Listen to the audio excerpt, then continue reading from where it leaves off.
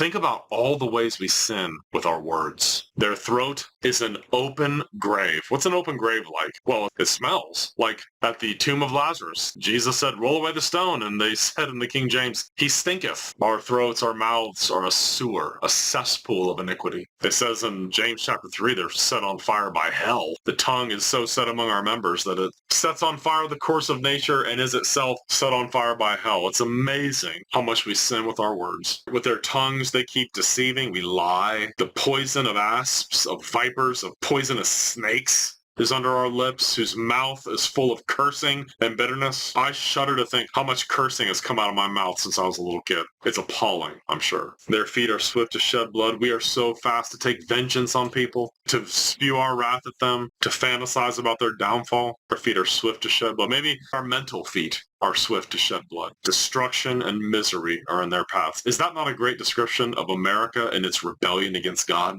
Destruction and misery. That's what sin does. It brings destruction and it makes us miserable. And the path of peace they have not known. People don't have peace. They don't have peace with God, and they don't have peace in their hearts either. There's turmoil and trouble, sorrow and sadness, destruction and misery. The way of peace they have not known. You know, when the gospel first came to the Taliabu tribe in New Guinea, the tribal elders there said that something started happening they'd never experienced before. People were dying peacefully. So in the past, all their memories were people screaming, crying out for a healer, for a witch doctor, for somebody to try to keep them from dying. So for the first time, people were dying peacefully, knowing that their sins were forgiven, that they were nailed to the cross and they bore them no more, that God's love would overcome their sin. Isn't that encouraging? But until that happens, there's no peace. The way of peace they have not known. And verse 18, there is no fear of God before their eyes. Now, I worked with a guy long ago. It's been 20 years ago. I witnessed to this guy a lot, and we hung out together some. We'd watch movies together, and we'd make each other CDs of our favorite music. And he was a good guy. I liked working with him when I worked at U.S. Bank. I shared the gospel with him many times, and to my knowledge, it never did land at home. I pray that it did eventually. He told me once, as I was witnessing to him, he said, I want you to know I have no fear of death, and I have no fear of facing God. I feel very good about where I am as a person, and I have no fear at all about what's going on. And I said, do you realize you just quoted the Bible? And I read Romans 3:18 to him. It says there is no fear of God before their eyes. They're totally confident, smug and confident that all is well. No matter what happens to them, they feel strong. They feel good. That's one of the things about a non-believer. Sometimes a Christian can even envy that.